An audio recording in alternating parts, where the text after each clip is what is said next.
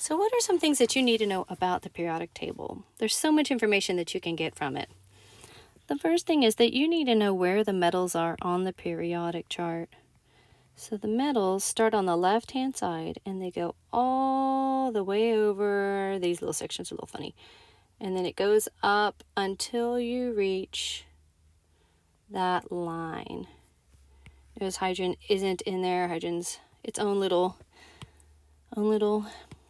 element over there. It likes to do its own thing, unusually. But all of these elements here, these are all metals. And as such, they want to gain electrons. I said that wrong. And as such, they like to become positive of different amounts, and that means that they will lose electrons. So all of these want to become positive. Now, the tall columns, we actually can say how much positive that they will become. So this column for charge, when he forms charges, this one will become +1, and this column here will become +2. That's everyone in the column. They always like to go +2.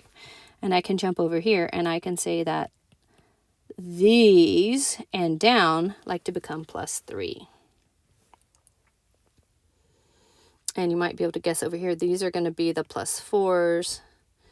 Now, what happens after that point, it gets a little wishy-washy because you can have a lot of different variations. Even with tin, it doesn't have to just be +4.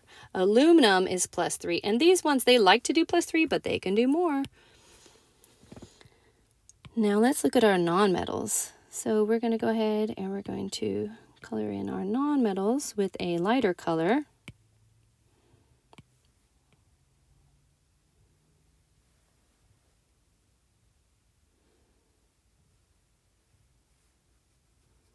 Make sure that you include helium and hydrogen. So these are nonmetals. And they like to go negative. And they actually go a specific amount negative.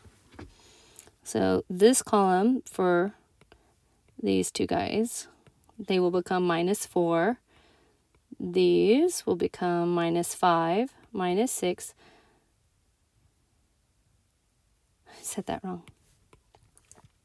Those will become -4. These will become -3. These will become -2. These will become -1. And that will become 0.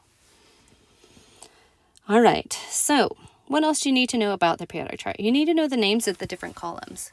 This column right here, these are the alkali metals.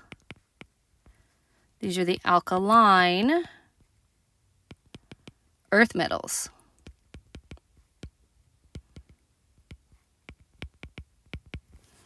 We'll go over to this side, and you only need to know a few of these. These are the noble gases. And then these are the halogens. There are names for the other groups, chalcogens and things like that, but these are the only names of the columns that you need to know. Now, most of the periodic chart is a solid. There are a few that aren't. There are 2 that are liquids.